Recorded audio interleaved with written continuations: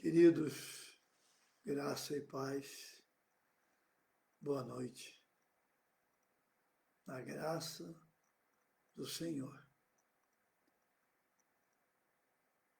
Vocês são bem-vindos? Todos vocês são bem-vindos? Hoje vamos ter um tempo de perguntas e respostas. Não é? E quero lhe falar um pouco sobre oração e como a oração prepara a nossa vida para as tribulações, para as lutas, para as pauladas, para as crises, não é? Para as adversidades e tantas outras coisas que a gente enfrenta na vida diária.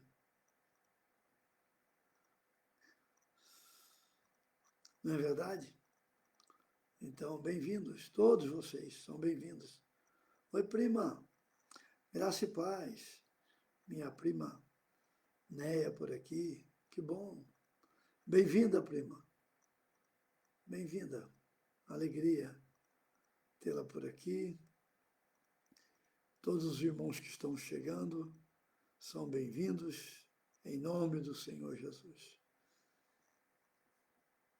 Graças a Deus por esta noite, por este dia, por este tempo precioso que Deus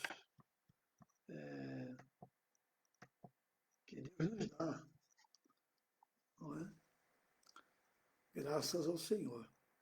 Deus é bom, a sua misericórdia dura para sempre, não é?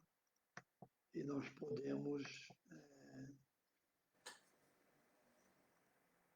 adorá-lo, podemos glorificá-lo, exaltá-lo. Não é? Amém. Boa noite, irmã Joana, paz do Senhor. Pastor Paulo Henke, paz do Senhor. Maria José, minha esposa, boa noite.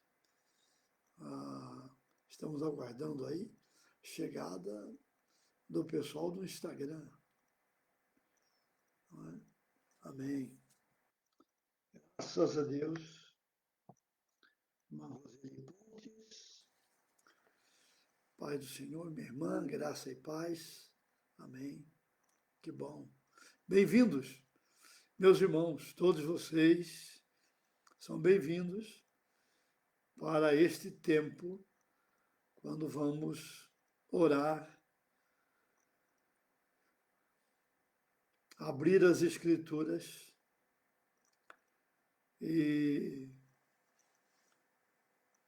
pedir ao Senhor que, por misericórdia, Ele fale com a nossa vida. Não é verdade? Amém. Segunda-feira, 26 de outubro de 2020. O mês de outubro é o mês da Reforma Protestante. No dia 31, nós comemoramos e agradecemos a Deus a vida de Lutero, Calvino,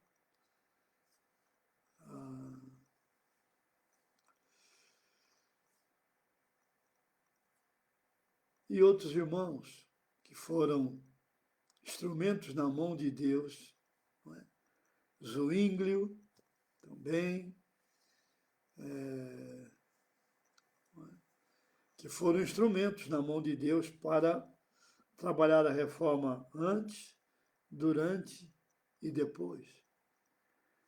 Lutero é o homem que tem coragem de levantar-se na Alemanha e pregar as 95 teses na porta da Igreja Católica Romana para dizer que a salvação é pela fé, não é por obras. Graças a Deus.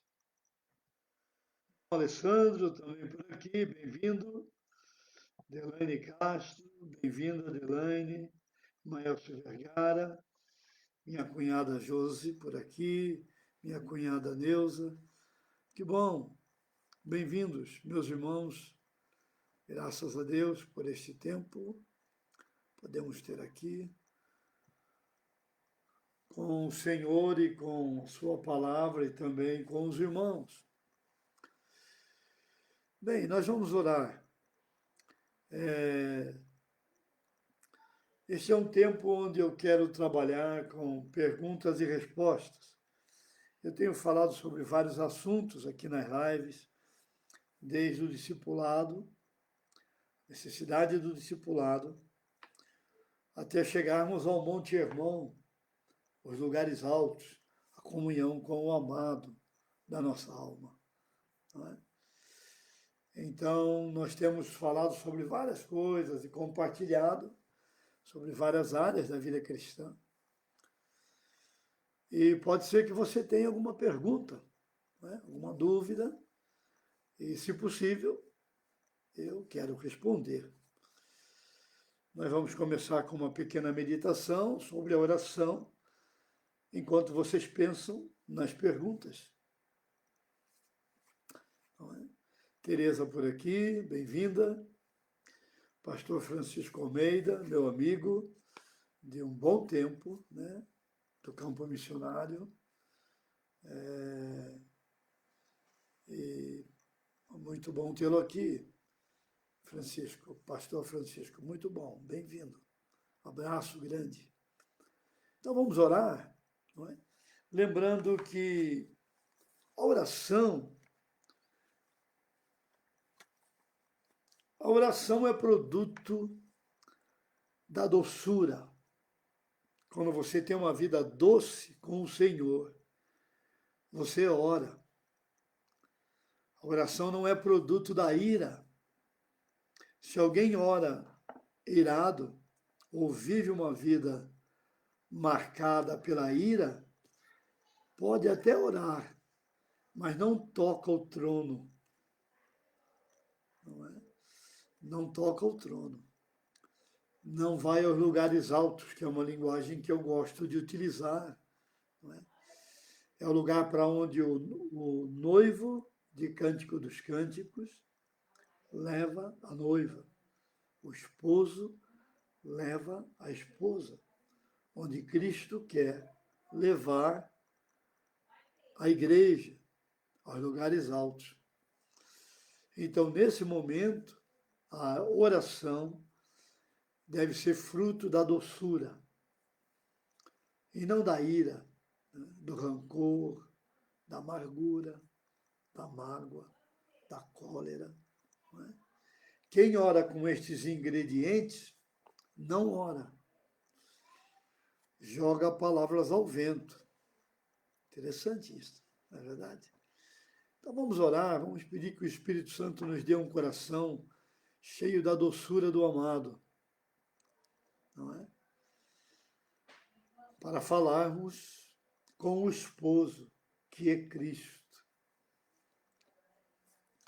Querido Pai, que tremenda oportunidade que o Senhor nos dá para nos reunirmos com o Senhor, com a Tua Palavra, com nossos queridos irmãos. Que tremenda oportunidade nós recebemos do Senhor.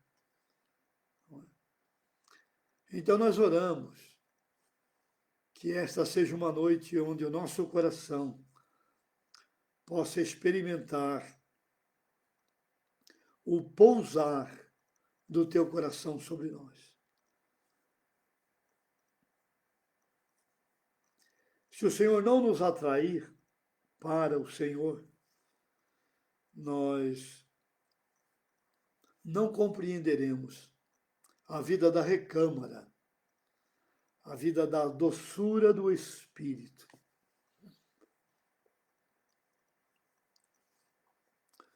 Ajuda-nos nesta noite, com o Teu Espírito que é santo, a compreender as verdades altas, profundas, largas e compridas, extensas, do Evangelho e do Teu amor. Se temos aqui algum irmão esta noite com batalhas, com lutas, com com aflições, com desânimo, com tribulações. Nós oramos que o teu Espírito venha e ministre, e console, encoraje, fortaleça, renove as forças, traga ânimo do céu, energia do trono. Oh, que a tua vida, amado Senhor, se manifeste na vida deste irmão e desta irmã e desta família, para a glória do teu nome. Dá-nos um bom tempo. Fala conosco. Nós oramos, Pai, em nome do Senhor Jesus. Amém. Muito bem, bem-vindos todos vocês para este tempo, não é? Graças a Deus. Estamos aqui para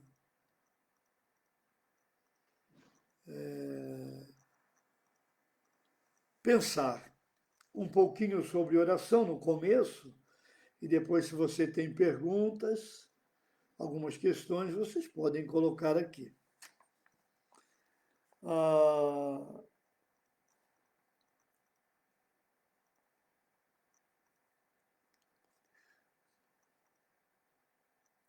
A oração, ela é fruto da alegria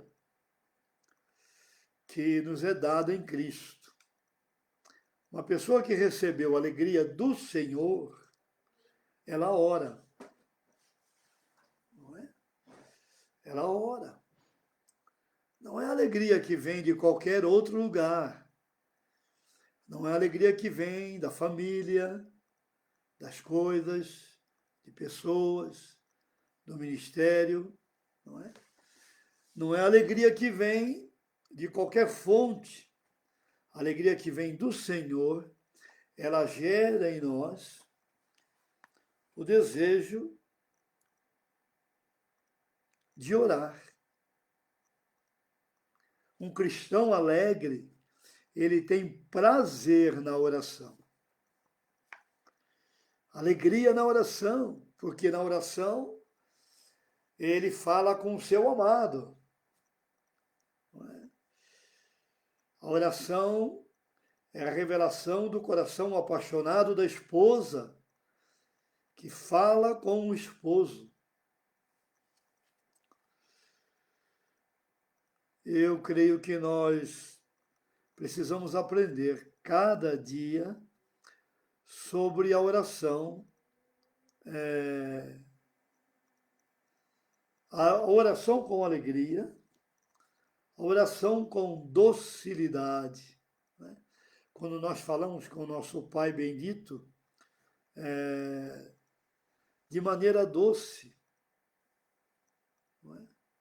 Quando nós falamos com o Senhor, com um coração tomado pela docilidade, não pela ira, não pela cólera, né? Não pela raiva. Um coração que ora no ambiente da carne, ele não ora, ele solta palavras ao vento.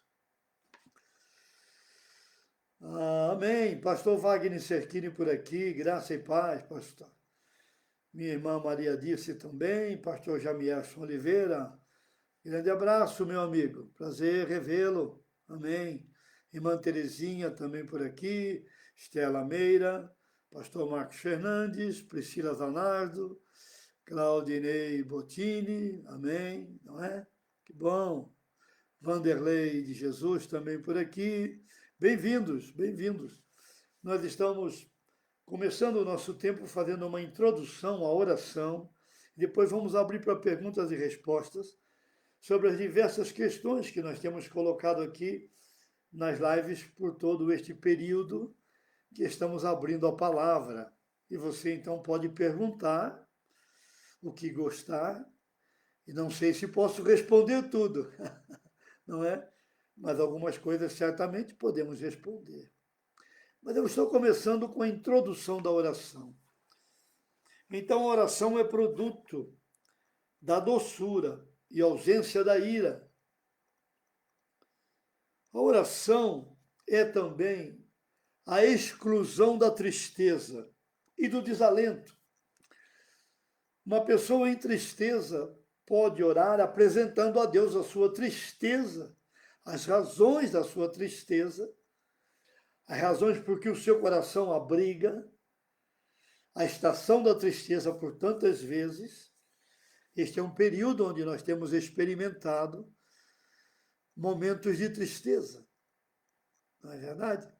Quantas vezes nós estamos na mesma situação do apóstolo Paulo, embora tristes, mas alegrando a muitos. Não é verdade? Mas a oração, ela transforma o ambiente da tristeza pelo ambiente do gozo, da alegria.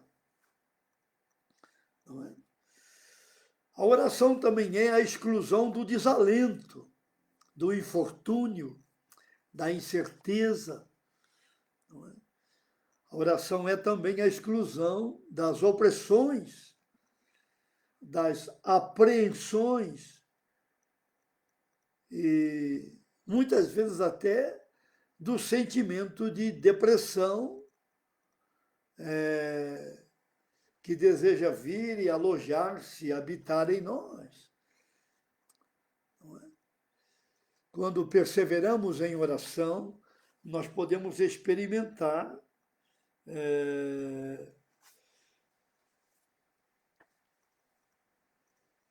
liberdade em muitas áreas.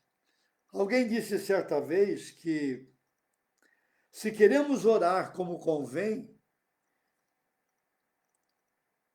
não devemos entristecer nenhuma pessoa. Você quer orar de maneira eficaz? Você quer orar não dando golpes no ar? Você quer orar não correndo sem meta? Então você precisa perguntar ao Espírito Santo. Nós precisamos perguntar se a nossa vida, nossas atitudes, nossa fala, nossas decisões, elas têm produzido tristeza no coração de alguém, porque a nossa maneira não foi santa, não é? Na maneira de trabalhar. Então, a oração, ela gera em nós um coração quebrantado. Alguém disse também que, quando oramos, não devemos orar para que as nossas vontades se cumpram, mas para que a vontade de Deus seja feita. Mesmo que isso nos leve à renúncia, à entrega, a abrir mão dos direitos, não é? A ceder, não é? A muitas vezes ficar calado, não é verdade? Então, a oração. Você está pensando nas perguntas? Eu vou colocar mais um pensamento e depois, se você tem perguntas, pode escrever aqui. Dr. J. I. Packer, que há poucos dias foi chamado para o Senhor, ele declara no seu livro sobre oração que orar faz parte da nova natureza. Do mesmo modo que chorar faz parte da natureza da criança. Alguém que declara que nasceu de novo e não ora, precisa examinar-se a si mesmo para descobrir por que ganhou a natureza da oração, a nova natureza de Cristo, pelo Espírito que agora habita no novo nascido é também a natureza da oração. O Cristo que nos salva é o Cristo que intercede por nós. O Espírito que nos convence e em nós habita é o Espírito que intercede por nós. Então nós temos a Cristo como Salvador, o Espírito como habitante, residente, e nós não oramos. O que aconteceu? Fomos levados a Cristo, não aprendemos sobre oração, não sabemos orar, ninguém instruiu-nos na questão da oração. Bom, pode ser que no começo, no início da fé, isto aconteça.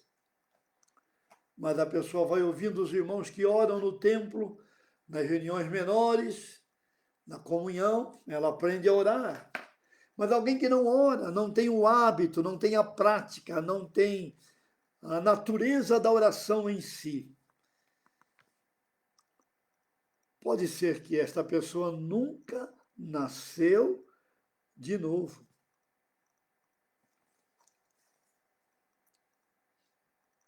Dr. Packer diz uma coisa interessante. Orar e pecar nunca poderão conviver no mesmo coração. Alguém que vive no pecado não ora. Alguém que ora não vive no pecado. Peca, mas não vive no pecado.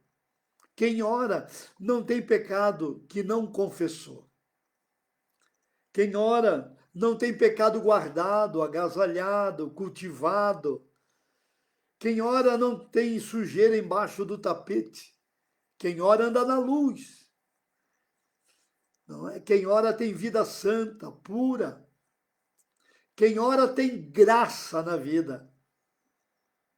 É alguém da graça, canal da graça, comunica a graça, revela a graça. Quando fala, fala com graça. Quando prega, prega com graça.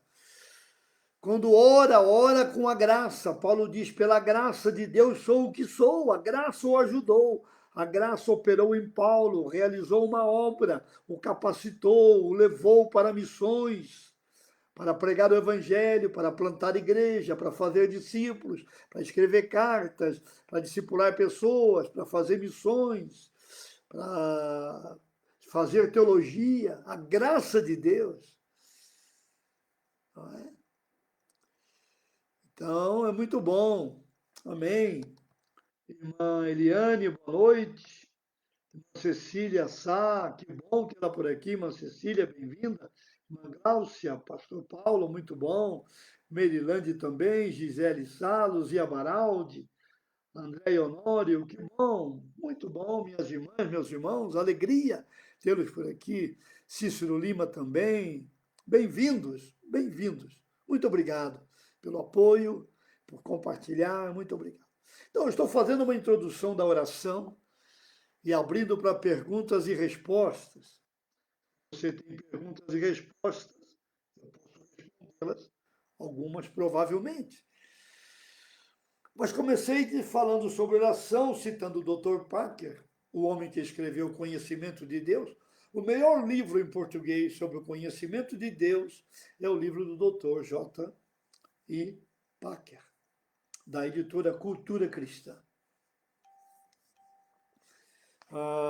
Falando em livro, eu quero abrir um parênteses aqui. Eu preciso de um profissional que trabalhe com e-books, que saiba construir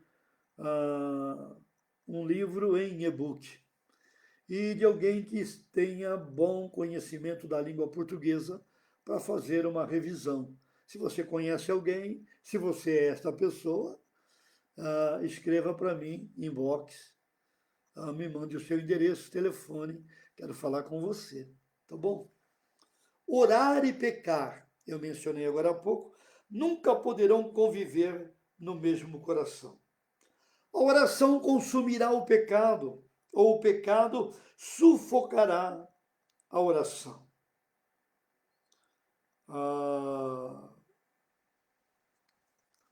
Então, enquanto você pensa,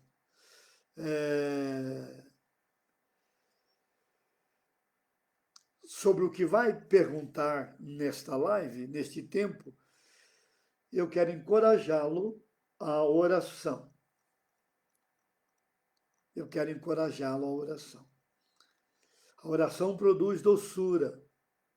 A oração liberta você do desalento, da frustração. Quantas oportunidades para ficarmos frustrados. Não é verdade? A oração nos liberta das expectativas não concluídas. A oração liberta-nos da ausência do amor que esperamos, da aprovação, da atenção, do apoio. A oração liberta-nos dos sentimentos que são antagônicos ao caráter do Espírito Santo. A oração traz doçura para a vida. E quando você reúne a oração e a palavra, o poder e a palavra, o poder que vem pela oração, o poder que vem pela palavra, quando você reúne Bíblia e oração, você tem duas ferramentas extremamente poderosas para caminhar. A Eliane está pedindo para eu citar novamente sobre a oração. E eu citei, Eliane, que a oração é produto da doçura e ausência da ira. Alguém irado não ora, solta palavras ao ar, ao vento. Uma pessoa doce, ela ora como uma esposa apaixonada, como uma noiva apaixonada que quer falar com um amado e fala em doçura. Quando você vai orar e falar com Deus, de que maneira você fala? Quando você fala com o Pai do céu. Jesus algumas vezes dirigiu-se ao Pai como papai, como Pai amoroso. Hoje pela manhã eu tive uma experiência muito interessante aqui na base da Avante. Nós precisávamos receber o pedreiro para arrumar o poste de luz interno que estava com dificuldade, mas o dia estava fechado, não havia sol e possibilidade de chuva e ele precisava fazer isto hoje e com chuva não seria possível. Então eu estava pensando em orar, eu já tinha falado com Deus sobre isso e eu lembrei dessa declaração que a oração é produto da doçura. Então eu disse ao Senhor, querido papai, eu peço ao Senhor em amor nesta manhã, que por tua graça, querido papai, tu removas as nuvens, tragas o sol e não permitas a chuva, se é para a tua glória. Papai querido, amoroso Pai, atende a minha oração. O pedreiro chegou, começou a trabalhar, as nuvens se moveram, o sol veio bonito e brilhou todo o dia, e as chuvas foram para um outro lugar. Então, a oração produz um coração doce. A oração gera doçura, não gera ataques, não gera vingança. A oração não gera contenda, briga, crítica. A oração gera doçura, alegria, reconhecimento, gratidão. Quando vamos a Deus em oração, nós podemos dizer como o salmista no Salmo 116, que te darei, Senhor, por todos os teus benefícios. Você já parou para pensar quantos benefícios de Deus tem chegado à sua vida neste tempo. Louvado seja o Senhor. Oh, que benditos benefícios! Oh, quantos benefícios! Que grandes benefícios! Que ricos benefícios! Que maravilhosos benefícios de Deus Ele tem derramado sobre a nossa vida. Aleluia! Aleluia! Que Deus tremendo que nos abençoa. Então o salmista pergunta: que te darei, Senhor, pelos benefícios que me tens dado? Essa pergunta, esse desejo, vem de um coração doce, de um coração alegre, de um coração em reconhecimento pela graça gratuita, pela misericórdia que se multiplica, pelo sangue do Cordeiro derramado no Calvário, pelo Deus eterno, Criador de todas as coisas, que coloca o seu ouvido próximo aos nossos lábios para ouvir a nossa oração e respondê-la da melhor maneira possível para o nosso bem, para que a vida fique agradável e nós vivamos uma vida completa e bonita para a glória do seu nome. Oh, aleluia! Oh, glória! Oh, glória! Aleluia! Louvado seja Deus! Então, este é um tempo que eu quero abrir para perguntas e respostas. Enquanto você pensa, você pode escrever. Não temos nenhuma pergunta ainda, mas eu estava repetindo aqui a informação de que a oração, ela acontece num ambiente onde eu examino o meu coração, quando Paulo recomenda, lá no momento da ceia, da ordenança da ceia, examine-se, pois, o homem a si mesmo, examine-se ali continuamente, não é apenas no momento do partir do pão e das orações, mas cada dia, quando vou orar, meu coração está magoado, meu coração está triste, por quê? Meu coração está infeliz, o meu coração. Então eu levo a Deus a minha tristeza, eu levo a Deus o meu desalento, eu levo a Deus a minha crise, a minha luta, a minha batalha, o meu desapontamento, eu levo a Deus a minha frustração, eu levo a Deus a minha incredulidade, eu levo a Deus quando eu olho e não vejo luz no fim do túnel, e às vezes não vejo nem o túnel. E aí, então, quando eu faço isto, quebrantado, contrito, com minha boca no pó, diante do Eterno, ele muda o meu coração, ele muda o seu coração. Não é? E então, eu citei o fato de que o Dr. Parker declara que a oração faz parte da nova natureza. Assim como é da natureza de uma criança chorar, é a natureza de alguém que nasceu de novo orar. Porque a nova natureza, o novo nascimento, ele também é um novo nascimento para a oração. Dr. Parker diz no seu livro: creio que aqueles que não são evidentemente santos oram pouco. Se você não tem uma vida santa, você ora pouco. Pode ser aqui uma resposta de uma pergunta que você gostaria de colocar aqui. Por que eu oro tão pouco?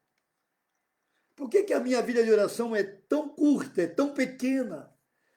Porque certamente nós temos um grau muito pequeno de santidade, ou zero de santidade.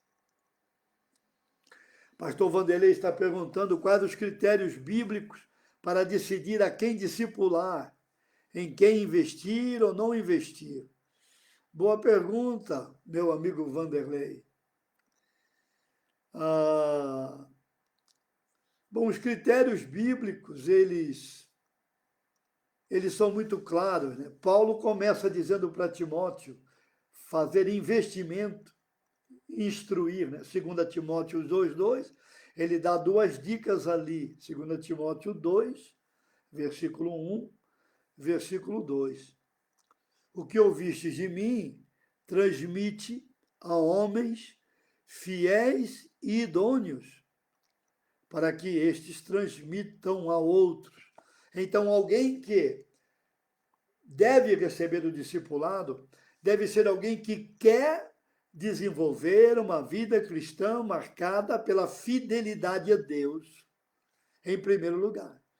Pode ser que este discípulo novo não tenha ainda uma concepção, uma definição, uma compreensão do que é fidelidade. Então ele vai aprender sobre fidelidade, vai ser chamado à fidelidade, e ele vai revelar se deseja caminhar como um discípulo fiel. Essa seria a primeira característica. E aí, claro, né, pastor Vanderlei, a questão da fidelidade ela é muito ampla. Fidelidade a Deus, fidelidade à família, não é? O marido à esposa, a esposa ao marido, os pais aos filhos, não é verdade? Se não é casado, fidelidade aos pais, claro que isso sem quebrar princípio bíblico, não é? Sem quebrar o mandamento da palavra. Fidelidade ao patrão, sem quebrar princípio bíblico. Fidelidade aos funcionários, sem quebrar princípio bíblico, não é? Fidelidade ao ministério onde nós estamos, a quem discipula, a quem é discipulado. Né? Há aí um princípio de fidelidade, de honestidade, de transparência, de sinceridade, de andar na luz, não é? E Paulo diz a Timóteo, homens fiéis e também idôneos. Idôneos lá é gente que quer ser equipada, não é? Paz, prima Jane, tudo bem? Bem-vinda. Bom tê-la por aqui, Deus te abençoe. Irmã Carla, Mas e sua mãe, irmã Zenita, que bom. Amém, bom tê-las por aqui também, Deus abençoe. Louvado seja Deus. Vanessa também, irmão Cícero também, que bom. Então, alguém que quer ser discipulado precisa ser alguém que quer ser equipado. E equipado ali é o trabalho que vem da restauração, do prestar contas, do confronto. Né? Por exemplo, uma pessoa que não quer ser confrontada no seu pecado, no seu temperamento, nos seus hábitos, na sua maneira de pensar, na maneira de agir, ela não pode ser discipulada. Hoje eu entendo porque muitos irmãos que passaram pelo meu ministério e alguns pastores nunca quiseram o discipulado e nunca se envolveram com o discipulado para valer, porque nunca quiseram ser confrontados no seu pecado, no seu hábito, no seu jeito doentio de pensar, no seu caráter, na sua maneira de viver. Então nunca quiseram ser confrontados. Então tratam o discipulado como periférico, não é? Porque querem continuar vivendo a vida da maneira como essas pessoas compreendem que é correta. Elas leem a Bíblia segundo a sua própria ótica, sua própria visão. Elas não leem a Bíblia segundo Deus. Então, quem não quer ser fiel e idôneo, há outras dicas, né? Tem que ter espírito ensinável, né? Alguém que quer aprender, alguém que pergunta, como é isso? Como é aquilo? Como eu trato essa questão? Como eu trato aquela? Né? Quem tem espírito ensinável.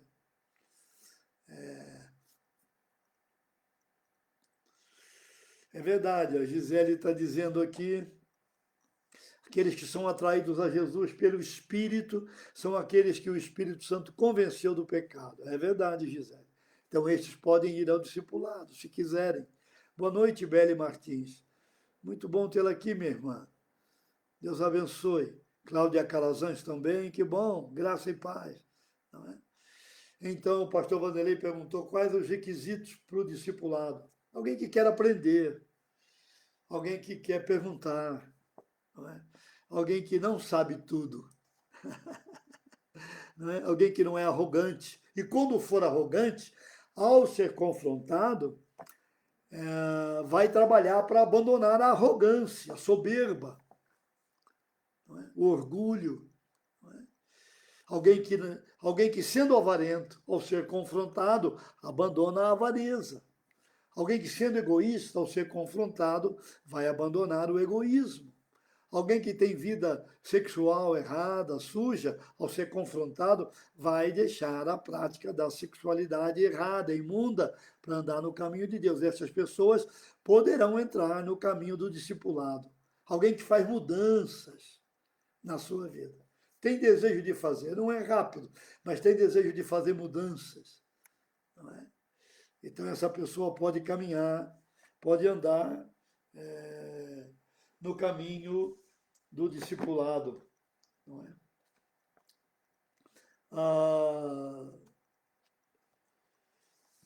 A oração, eu estou falando sobre a oração, mas abrindo para perguntas. Qualquer pergunta, sobre qualquer área que você queira perguntar, se eu puder responder, vamos lá. Mas enquanto você pensa, eu vou compartilhando algumas coisas. O Dr. J. Packer, no seu livro Conhecimento de Deus, que o irmão Cícero escreve aqui, adora o hino de John Newton, publicado no livro de J. Packer, O Conhecimento de Deus. É verdade, tem um hino muito bonito lá. Mas ele cita no começo do livro uma pregação de Spurgeon, com seus 17, 18 anos, jovem ainda. Spurgeon diz que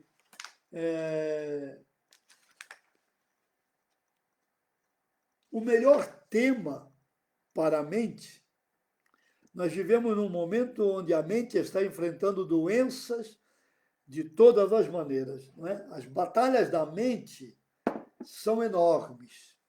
Não é? As doenças da mente hoje são múltiplas, danosas, sempre foram, em verdade. Mas o número de pessoas com batalhas na mente são de um número muito grande. O que faz com a mente? De que maneira você pode trazer a sua mente para um lugar saudável? Pensar de maneira saudável. Construir a sua mente num ambiente salutar e agasalhar pensamentos saudáveis, ter uma mente pronta para rejeitar aquilo que não é são, não é? Ensinamentos, teologia, doutrina, ideias, sugestões, achômetros, opiniões. Não é? Quantas pessoas vivem movidas pela opinião alheia? O que os outros dizem é determinante para algumas pessoas cuja mente está cheia de buracos. Não retém a palavra, mas retém a opinião alheia. E vivem tendo isto como leme da sua vida, o que os outros pensam, o que os outros falam, o que os outros dizem, concluem, acham. Aquilo leva muita gente para todo lado. Dr. Packer diz que na pregação de Spurgeon, aos 18 anos, ali, jovem ainda, veja, jovem ainda, temente a Deus, ele declara que o tema mais importante, mais saudável, o tema maior para uma mente guardar, agasalhar, e para que a sua mente seja abençoada, curada, sarada, restaurada, motivada, a sua mente seja levada com perseverança. Ele diz, esse tema é a divindade, é a pessoa de Deus, é a Trindade. Então ele diz aqui, ao mesmo tempo, o assunto da divindade, pensar em Deus, no caráter de Deus, nos benefícios de Deus, na graça de Deus, na misericórdia de Deus, no amor de Deus, na paciência de Deus, na justiça de Deus, na disciplina, na repreensão, como Deus responde à oração, como Deus revela a sua vontade. Pensar em Deus, diz Spurgeon, humilha a nossa mente porque nós nos vemos pequeninos, nós nos vemos ínfimos, nós nos vemos menores, muito, muito pequenos diante da grandeza do Deus eterno que se inclina para nos ajudar, para nos abençoar, para guiar a nossa vida. Então, contemplar a divindade humilha a mente, e uma mente humilhada, uma mente quebrantada, uma mente em dependência de Deus, uma mente contrita, uma mente em reconhecimento de que nada somos, nada podemos, nada levamos, nada temos, esta mente, ela se expande. A mente cresce quando ela se humilha pela grandeza e majestade de Deus. Esta mente cresce, ela se expande, ela sai da mediocridade, ela sai da periferia, ela deixa de ser nanica, deixa de ser uma mente anã, doentia, ela se expande, ela vai, ela cresce. Que coisa tremenda! Que a cura para a mente está na contemplação da divindade, de Deus, o Pai, do Filho Salvador e do Espírito Consolador e Encorajador. Nós vamos falar mais sobre isso aqui, mas eu vou responder a pergunta da Gisele. Como poderia ajudar uma mulher que está firme no discipulado, mas o marido não é cristão? Bom, a primeira questão, Gisele, é fazer uma avaliação se a vida desta irmã ela está correspondente àquilo que Pedro diz, que o marido vai ser salvo pelo testemunho da mulher, pela vida bonita que aquela irmã tem com o Senhor, e porque ela tem uma vida de intimidade com Deus, uma vida na recâmara, ela sabe ir aos lugares altos com frequência, não é? O Monte Hermon, ela tem uma vida com o amado, fascinante, maravilhosa. Então ela vai atrair o marido sem ficar exortando, pregando, lendo a Bíblia o tempo todo para ele, não é? Criticando. Não, esta mulher que critica, que é como aquela gota de água de provérbio, mulher rixosa o tempo todo está ali pingando. Não é? Outro dia eu escutei aqui uma goteira pingando, pingando, pingando. Eu fui olhar, era o chuveiro que eu não fechei direito e não dava para dormir com aquela gota pingando, pingando. Então, uma mulher assim, uma irmã, neste estado, ela não ganha o seu marido.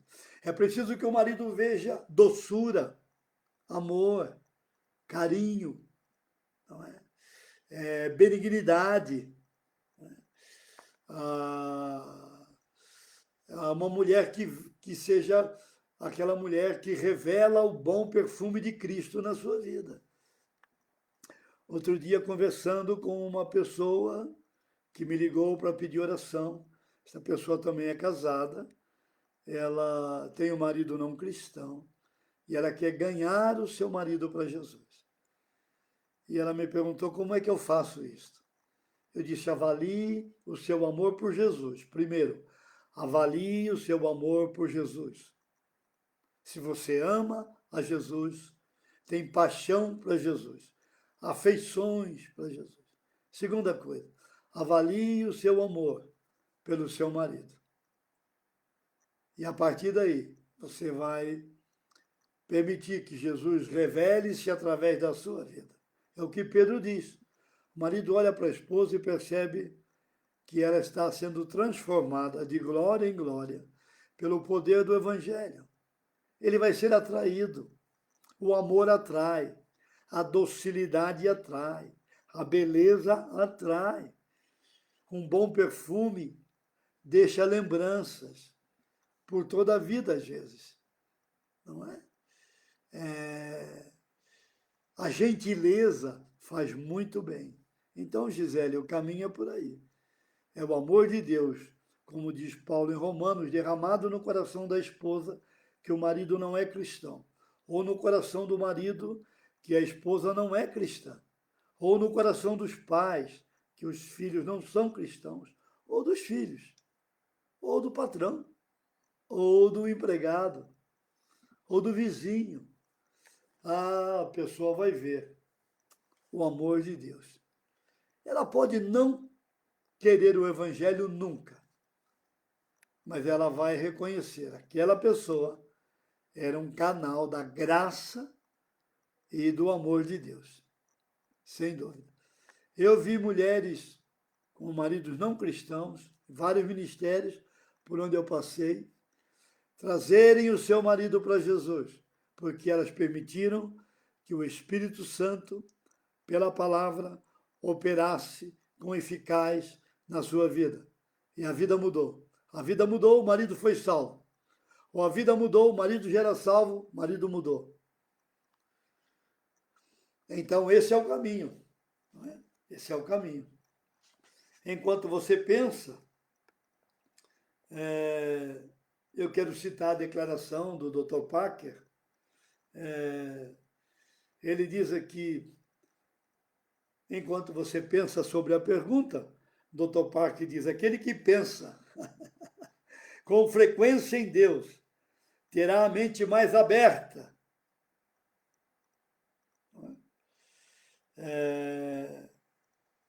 do que alguém que caminha penosamente por esse estreito globo.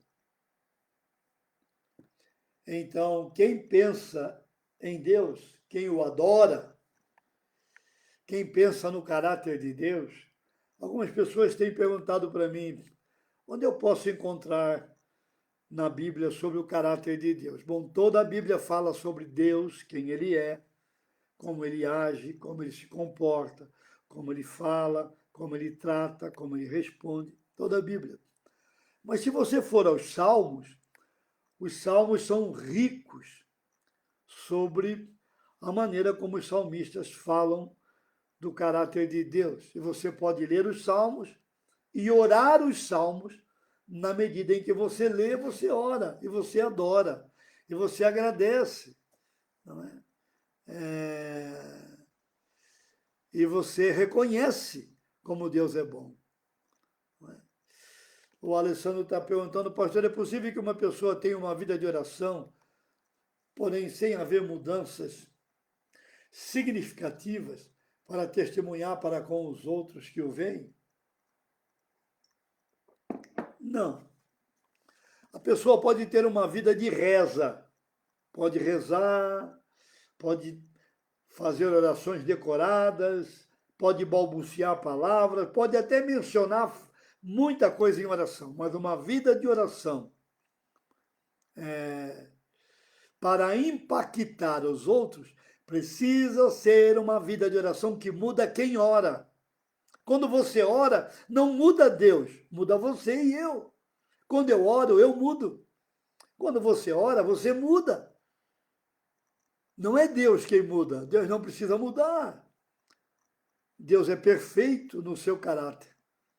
Deus não precisa ser abençoado, Deus não precisa ser perdoado. Outro dia, algum tempo atrás, aí vi alguém pregando dizendo você precisa perdoar Deus.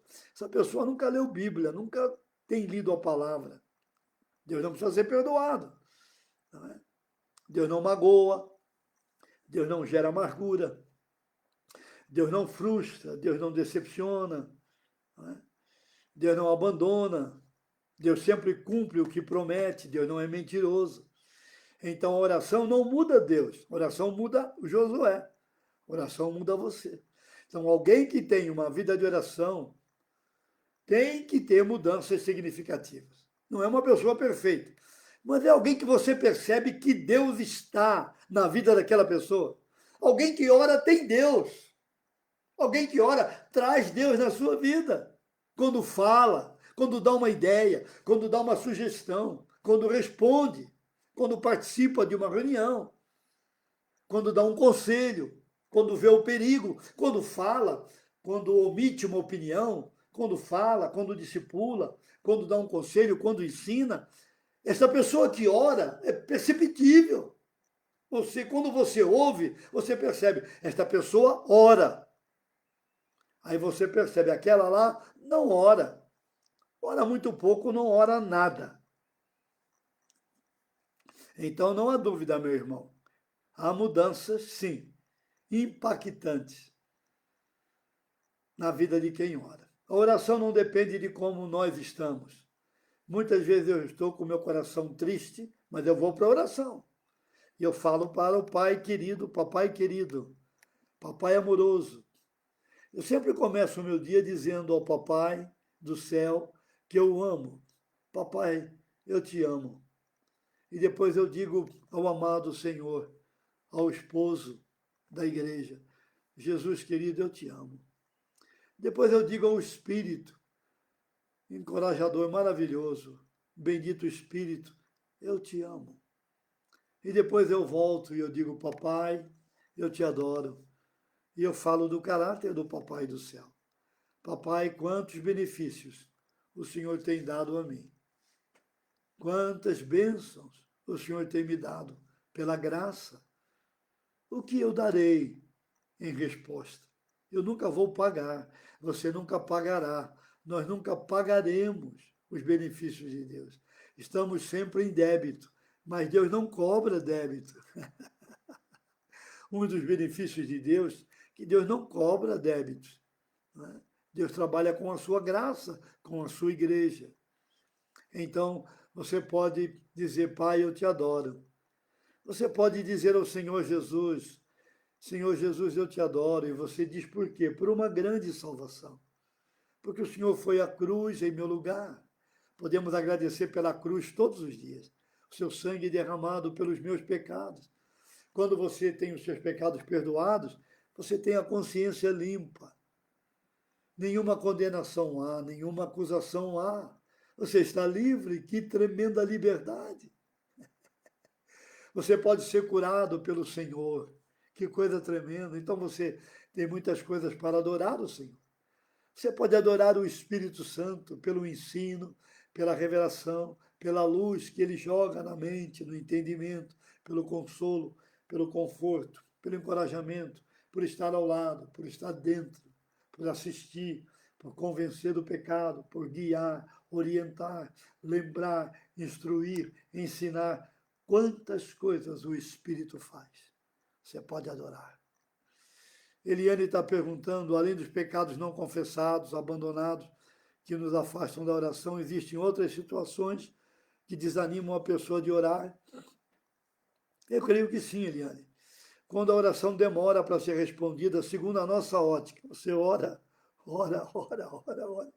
e a oração, resposta não vem. Você diz, meu Deus, está demorando demais. Isso pode desanimar, porque nós olhamos pela nossa ótica, nós olhamos com as nossas lentes. Demora porque Deus tem um propósito. Para Deus não demora, porque Deus trabalha no tempo real da situação, para nós. Mas para Deus não demora, porque Deus está trabalhando na vida daquela pessoa que, por exemplo, a chuva, Deus pode parar na hora. O sol, Deus pode trazer na hora. Elias orou para que não chovesse, não choveu. Eu orei hoje pela manhã para que não chovesse, não choveu. Orei para que as nuvens fossem embora, e as nuvens foram, e pedi a Deus que o sol viesse, e o sol veio. Agora, quando você ora por uma pessoa, Deus trabalha com um conjunto de ideias na mente da pessoa, de convicções, de crenças, de conclusões. Deus não invade a mente de uma pessoa, não. Se ele encontra um coração quebrantado, o salmista diz, há um coração quebrantado e contrito, não desprezarás, ó Deus. Mas muitas vezes nós oramos por alguém e o coração está duro como pedra. A pessoa está sentada em cima de um mastro, como diz Provérbios, o mastro de um navio, não vê perigo nenhum e pensa que tudo está bem.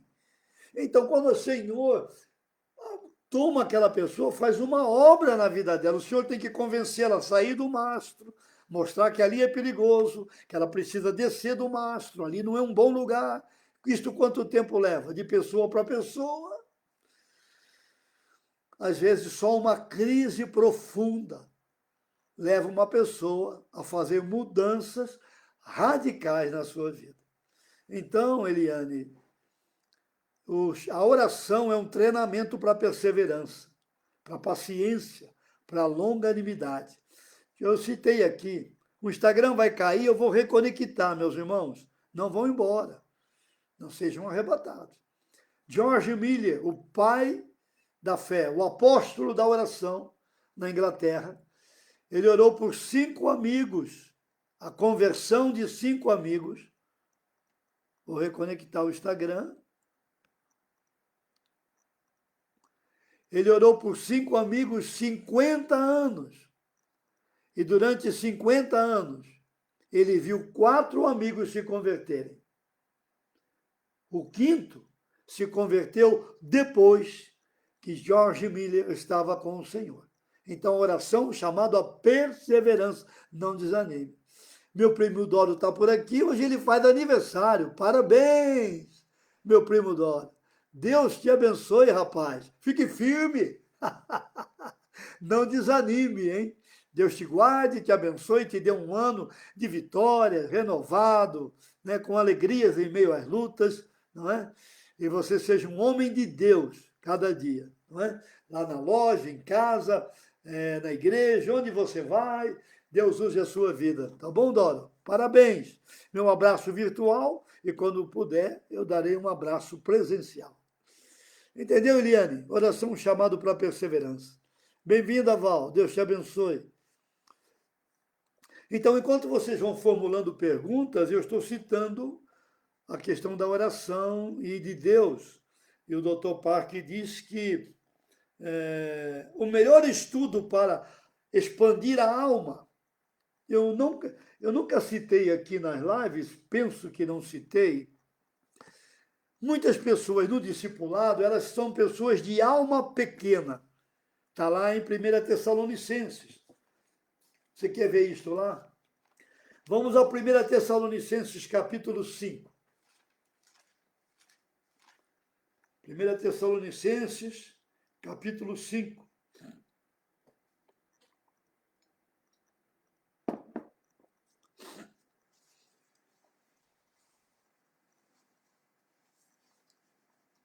Ok?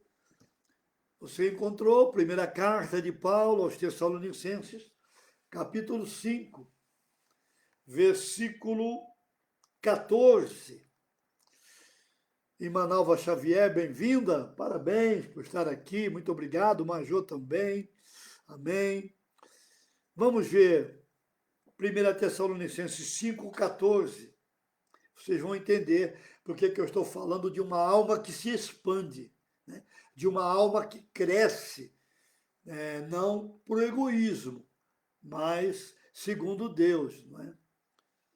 Exortamo-vos também, irmãos, a que admoesteis ou exorteis os insubmissos, consoleis os desanimados, ampareis os fracos e sejais longânimos para com todos. Este tipo de pessoas, elas estão na igreja e podem estar aqui na live agora, não é? Quem são elas? Primeiro, os insubmissos. Quem são os insubmissos na vida da igreja, no discipulado? São aqueles que nunca eles vão marchar. Você já participou de uma marcha? Já foi militar ou tocou em banda, fanfarra? Participou de desfiles militares ou de desfiles cívicos? Eu já participei de muitos. E no desfile você marcha direita, esquerda, direita, esquerda, direita, esquerda, direita, esquerda. O insubmisso, ele marcha esquerda, direita, esquerda, direita, esquerda, direita. Ele nunca marcha igual, ele é insubmisso. Você exorta, ele não obedece. Você exorta, ele não ouve. Ele exorta, concorda, mas não faz. Ele exorta, mas ele tem um espírito de rebelião dentro dele. Ele se rebela contra toda a autoridade estabelecida. Por quê? Porque teve problema com os pais. Certamente foi sempre alguém que foi abusado pelo pai, pela mãe, não é? Ou por alguma outra autoridade na infância, na adolescência. Então, não vê a autoridade como algo de Deus. É insubmisso. Na igreja, no trabalho, em qualquer lugar, não obedece. Se obedece, obedece com o coração complicado, achando ruim, reclamando, chiando, né? Como um carrinho de supermercado. Então, os insubmissos, esses não querem ser discipulados. Você nunca discipula alguém insubmisso, alguém que não marcha direita, esquerda, direita, esquerda, direita, esquerda, mas alguém que marcha errado. Esquerda, direita, esquerda, direita, esquerda, direita. Pastor Luciano por aqui, bem-vindo. minha cunhada Josi por aqui. Bem-vinda, Josi. Abraço. Não é? Amém? Também na igreja você encontra pessoas desanimadas. Quem são os desanimados? É gente de alma pequena. Por que alma pequena? Precisa encorajar o tempo todo. O tempo todo você tem que encorajar. Vamos lá, ele vai. Ore um pouco mais, aí ele ora. Leia a Bíblia, ele lê. Contribua, ele contribui. Vamos evangelizar, ele vai evangelizar. É uma pessoa sempre desanimada, sempre desanimada. Isso pode ser por razões de problemas físicos, isso pode ser herança familiar, isso pode ser depressão, pode ser demônio, não é? Pode ser pecado guardado na vida, pode ser amargura guardada, pode ser mau humor, pode ser uma série de coisas. É alguém desanimado, tem sempre que animar, injetar, vamos lá, vamos lá, vamos lá, a pessoa vai. Fique firme, fique firme, fique firme, a pessoa fica firme. São os desanimados. Alma pequena. Não é? E depois, os fracos. Paulo diz aqui. Quem são os fracos? São aqueles que estão dormindo na vida cristã. Não é? Aqueles que são, Paulo diz aos Efésios, desperta tu que dormes. Alguém que está dormindo, alguém que não pesa a vida cristã, alguém que não dá valor à vida com Cristo, alguém que não dá importância à oração, não dá importância à palavra, não dá importância à comunhão dos irmãos, não dá importância ao discipulado, não dá importância a prestar conta da vida. É alguém que está dormindo, deitado eternamente, tem berço esplêndido. É o fraco, é frágil, é débil, débil, débil, débil. Não tem força para nada na vida espiritual. Nada, nada, nada, nada. Então, o Dr. Parker diz aqui que na contemplação de Deus, esta alma, ela pode ser curada, restaurada, não é? Na comunhão com Deus, na contemplação de Deus, no relacionamento com Deus, pensar em Deus, adorar a Deus. Na oração você fala com Deus. Esta alma pode expandir-se, pode tornar-se uma alma que se alarga, não somente as emoções. O que é uma alma alargada? O que é uma alma aumentada? É alguém que ama, não tem dificuldade para amar. Tem gente que para amar é uma batalha, precisa disso, precisa mais daquilo, e precisa não sei do que, e precisa não sei do que, exige isso, exige aquilo, exige mais não sei o que. Alguém que para amar tem um caderno de requisitos. Essa alma grande ama, sofre mais muitas vezes, porque ama muito, dá amor demais, dá demais de si, serve demais, se entrega, não é? Vai a favor das pessoas para ajudá-las, não é? Então essa alma grande, bonita, saudável, essa alma próspera que pensa em Deus, que cultiva a divindade, que adora, não é? É isso que diz aqui o nosso irmão Spurgeon, citado pelo Dr. Parker. Também essa alma que adora, que pensa em Deus, alarga o intelecto. Qualquer coisa que vai fazer, pensar, projetos, profissão, em casa, em qualquer lugar, a mente pensa maior. A mente não é de galinha, é uma mente de águia. Você já viu uma galinha como é que é? Em casa nós criávamos galinha, elas estão sempre olhando para o chão e bicando a terra. Nunca podem olhar mais longe. O mais que uma galinha voa é para o quintal do vizinho.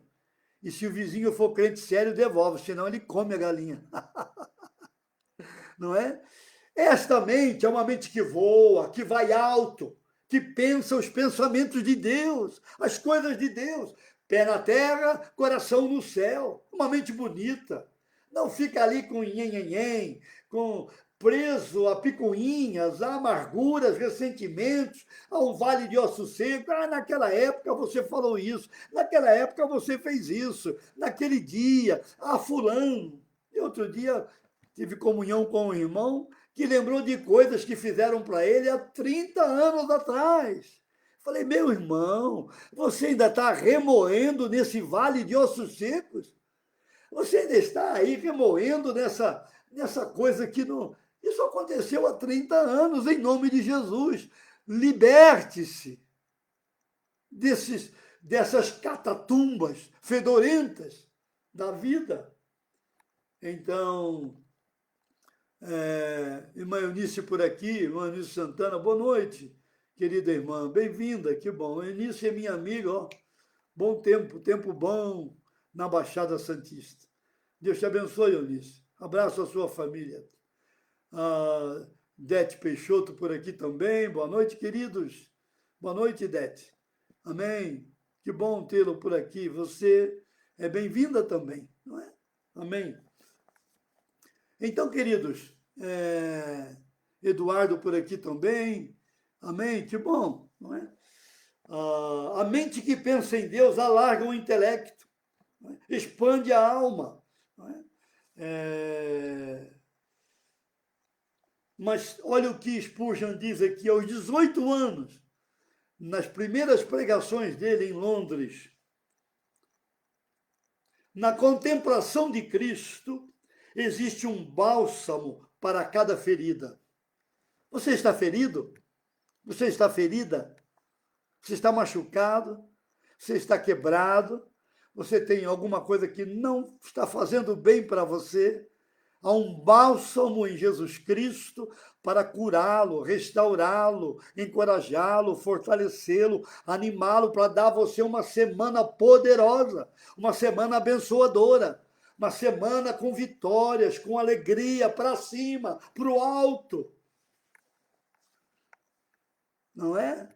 Então é preciso para isto contemplar Cristo e a obra da cruz, a obra da redenção, agradecer, porque em obediência ao Pai, ele foi voluntariamente ao Calvário e entregou a sua vida pelos meus pecados e pelos seus pecados e ressuscitou para nós vivermos uma nova vida, bonita, abundante, alegre, curada, sarada,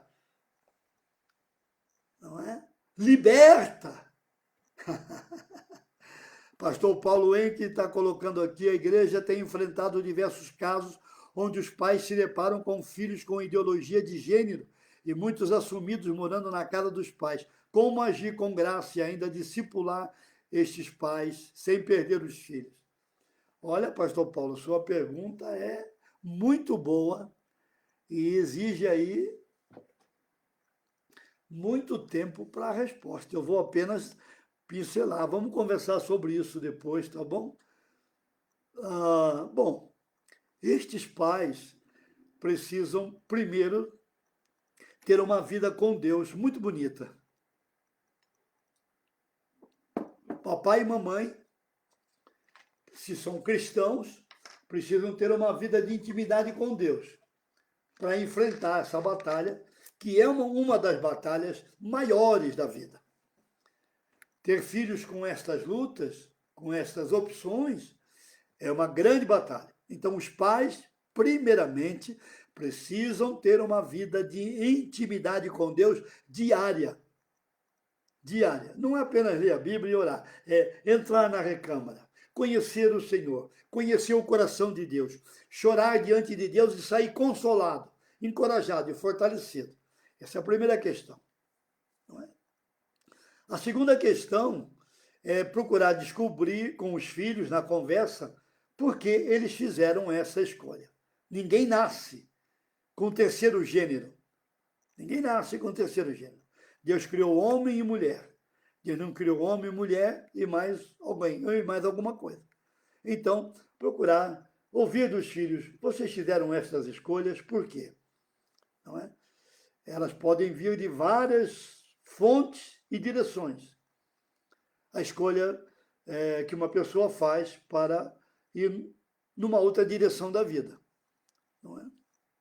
Se os filhos escolheram, os pais então precisam dizer, olha, tudo bem, você quer viver esta vida, mas aqui em casa nós temos princípios bíblicos e esse filho precisa seguir no seu comportamento princípios bíblicos que os pais abraçam, não é? Se ele vive ali, depende dos pais, ele precisa seguir os princípios dos pais. Os pais são autoridades sobre ele.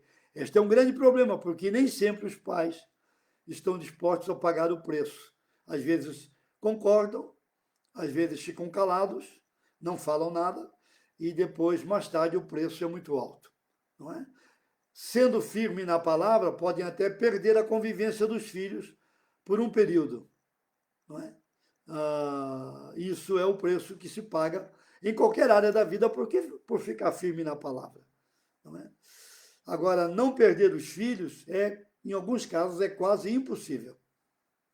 Entendeu, meu pastor? Não perder os filhos, ficando firme na palavra, no critério bíblico, preservando o que Deus diz na palavra, é quase impossível. Não é impossível, mas é quase impossível manter os filhos perto. Não é? A maioria dos casos que eu conheço e já ajudei, se o conflito não é do lado dos pais, o conflito é do lado dos filhos. Porque qualquer escolha que não seja bíblica gera pecado. Qualquer área da vida. Não precisa ser apenas na área da sexualidade. Em qualquer área da vida, uma escolha que eu faço gera pecado. E se gera pecado, gera conflito. E se gera conflito, gera quebra de relacionamento. E gerando quebra de relacionamento, o amor esfria. Então, conviver junto é bem difícil.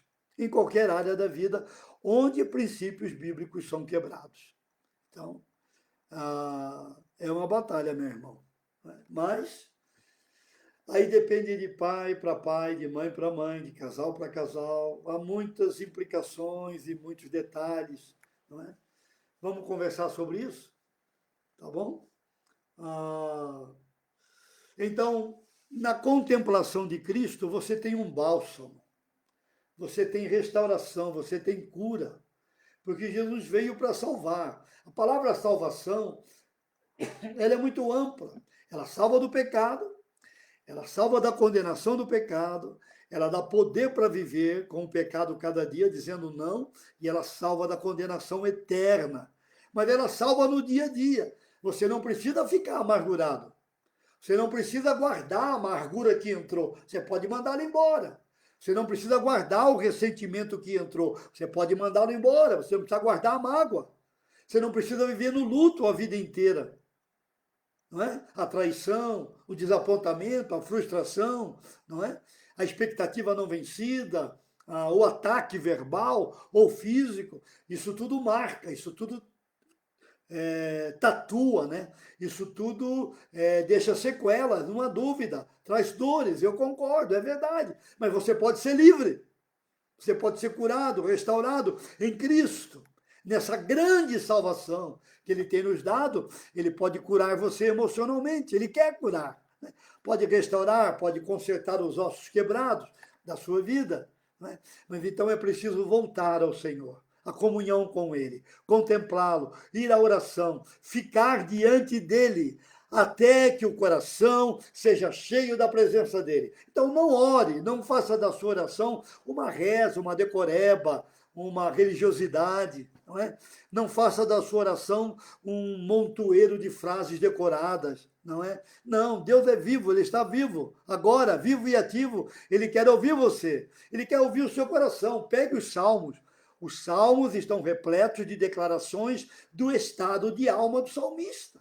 O salmista está alegre, ele fala isso no salmo. Ele está grato, ele fala isso no salmo. Ele está triste, ele fala também no salmo. Ele está abatido, ele fala.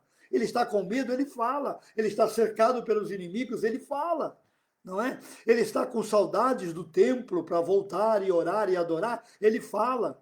Ele tem fome de Deus, ele fala. Todos os sentimentos da alma humana estão nos salmos. Por isso, nos salmos, você tem a terapia da alma e a terapia da psique humana nos salmos. Não é? Então, na contemplação de Cristo, há um bálsamo para a alma humana, não é? Na meditação sobre o Pai, há consolo para todas as tristezas. A minha pergunta é: você está triste esta noite? Ou a tristeza entrou no seu coração? O que aconteceu?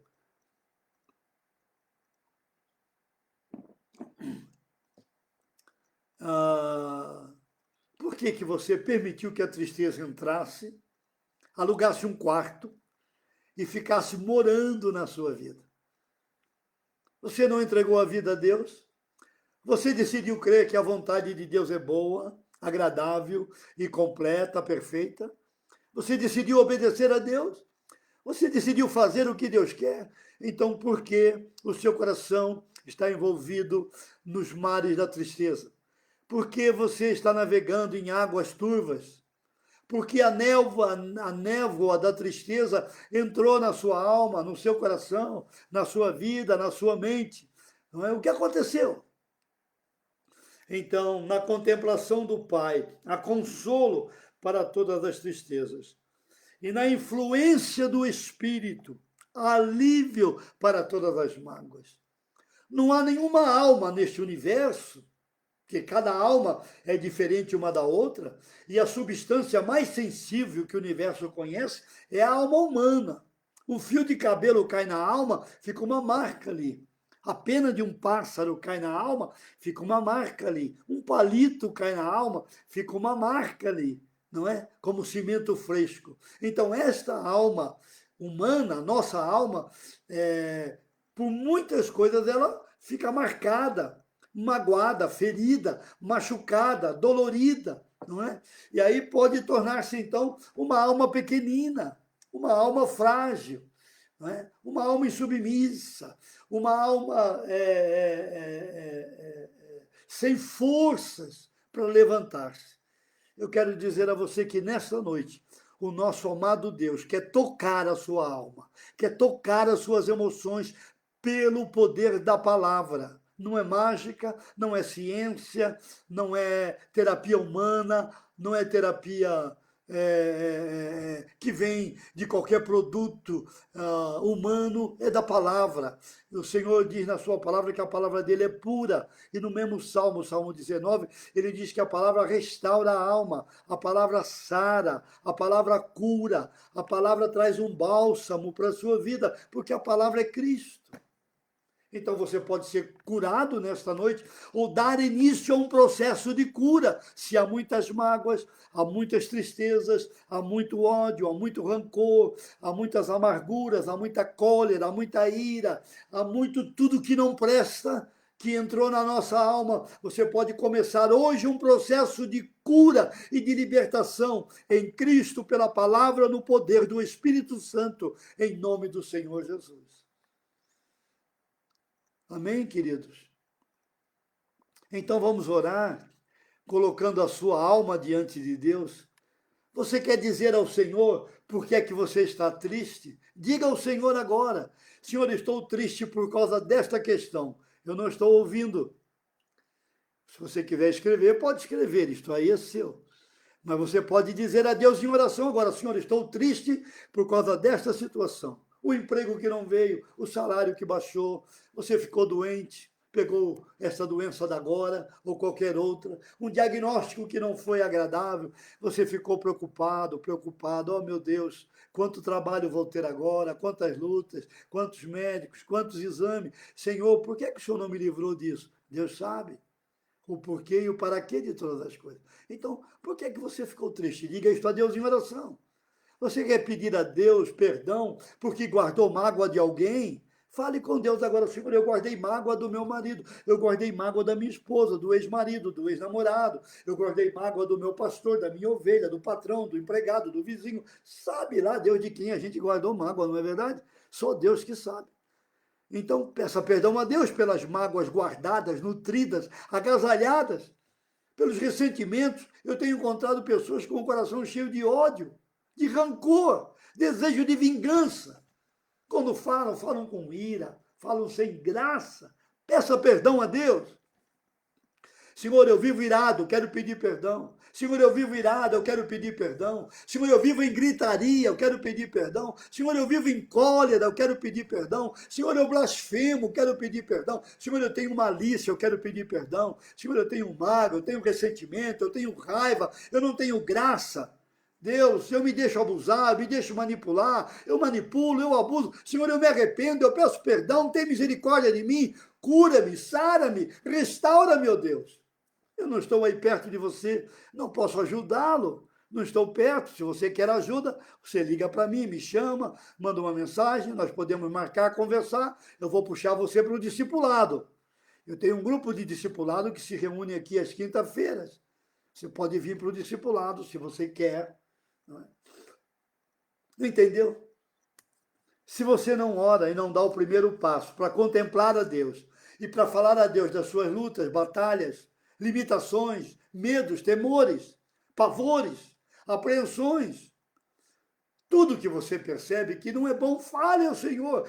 Traga para Ele esta noite. Deixe que Ele cure você. Permita que Ele trate com você coisas da herança que você trouxe da família.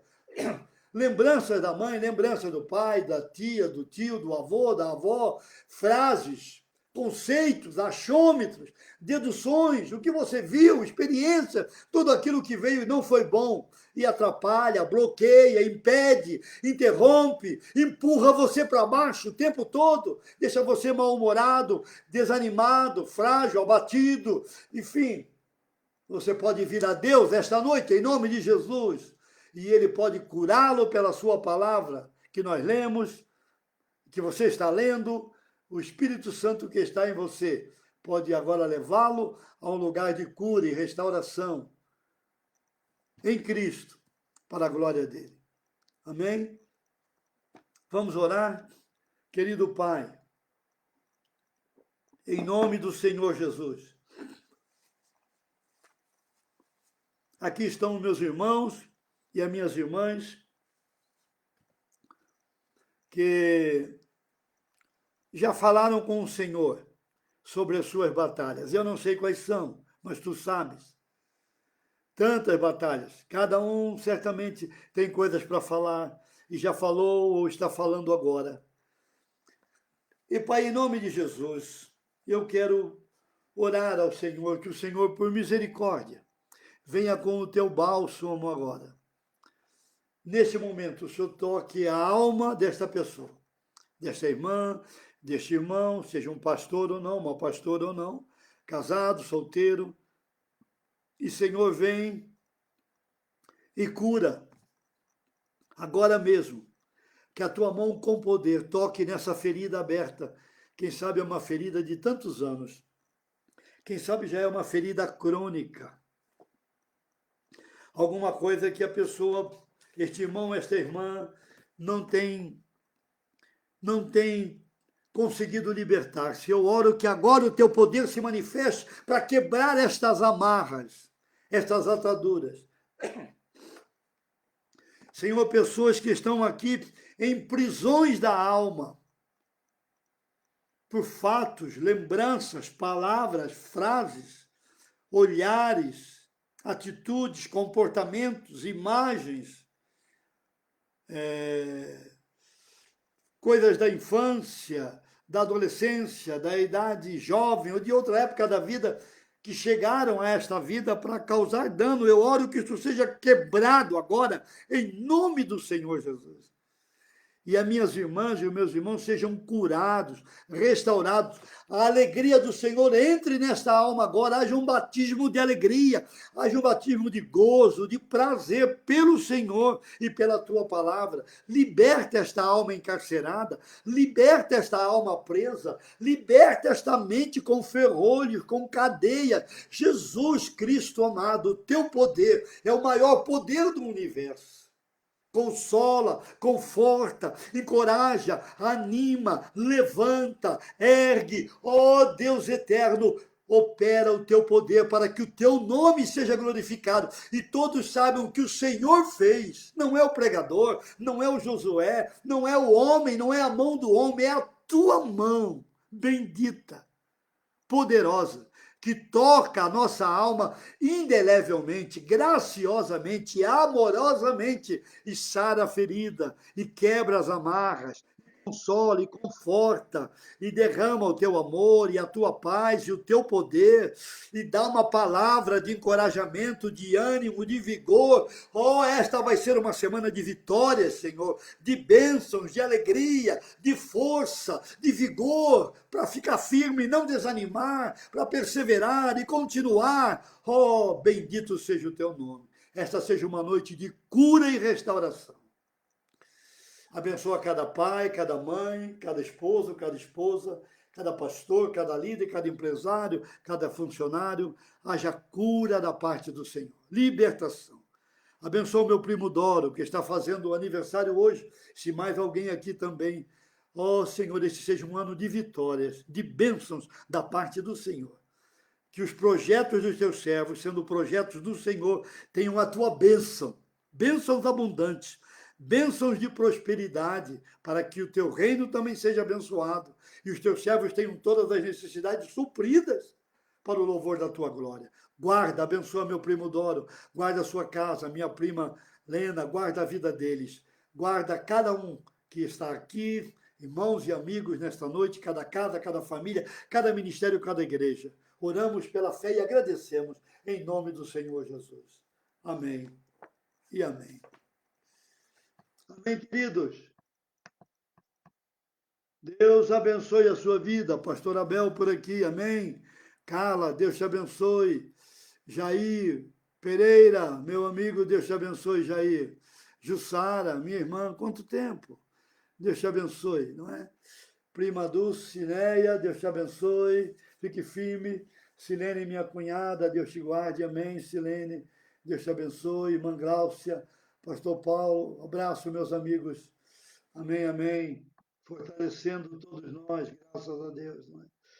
Eliane, amém. Márcia Bacalhau, amém. Major, Deus abençoe vocês. Gisele Sá, Val Fernandes, uma boa noite, queridos. Deus abençoe, fiquem firmes no Senhor, fiquem firmes no Senhor, fiquem firmes no Senhor. Esta é uma noite de cura, é uma noite de restauração, é uma noite de salvação. Não é? Se você não conhece a Jesus, venha para Ele esta noite, entregue a sua vida a Cristo, permite que Ele seja o seu Salvador e Senhor. Beli Martins, grande abraço, Beli, Deus te guarde, tá bom? Obrigado a todos vocês. Irmã Ieda, amém. Luzia Baraldi, amém. Obrigado. Não é? Esta é uma noite de encorajamento, de ânimo, de firmeza, de restauração. Não continue amarrado, não continue preso, atado, não é? Não continue olhando para baixo com visão de galinha, olhe para cima com visão de águia, em nome do Senhor. Não é? Tereza, fique firme. Não é? Eliane também. Amém. Obrigado, Eliane. Deus te abençoe. Orem por mim, orem pela minha família. Não esqueçam de orar pelo meu genro. A minha filha que está com Covid já está no fim, já está bem melhor. Ainda tem batalhas, mas já está bem melhor. Graças a Deus. Né? Orem por ela, ok? Obrigado. Esther, Deus te abençoe. Osiel de Paula Filho, meu amigo dos bons tempos, na IPI de Vila Jockey, agora em Maringá. Abraço, Osiel. Não, você está em São José dos Campos, não é? Perdão. Amém. Amém, amém. Deus abençoe. Carla, Deus te abençoe. Abraço para a mamãe. Deus guarde vocês. Uma boa noite. Se Deus permitir e o nosso Senhor tardar um pouco mais, o arrebatamento está na porta. O arrebatamento está na porta. Está na porta, está na porta. Não vai demorar. Não sabemos a data nem o dia. Obrigado, irmã Gláucia. Obrigado. Deus abençoe a sua vida também. Obrigado, irmã Gláucia. Fique firme aí. Ah, você está em Caraguá. Perdão, eu me confundi. Perdão, Osiel. Osiel é um amigo. Toda a família de Paulo em Santos foi uma bênção na IPI da Praça Belmiro Ribeiro. Primeira igreja presbiteriana independente em Santos. Igreja antiga ali. A família do Osiel era bênção lá. Depois foram para Vila Jockey, plantaram a igreja de Vila Jockey e depois foram para Maringá. Então, alegria tê-lo aqui. Val Fernandes, também, Deus te abençoe, muito obrigado. Deus guarde vocês, uma boa noite, bom descanso. Né? Sejam livres no Senhor para a santidade. Livres para a santidade. Grande abraço, Jussara. Tudo bem, minha irmã? Saudades de vocês aí dessa serra boa, né? De Minas Gerais. Tá bom? Abraço para toda a turma aí. Deus abençoe vocês. Vamos lá, se o Senhor permitir, amanhã retornaremos, né? Em nome do Senhor Jesus, tá bom? Um abraço grande, Deus abençoe vocês, muito obrigado. Vamos lá, vamos descansar.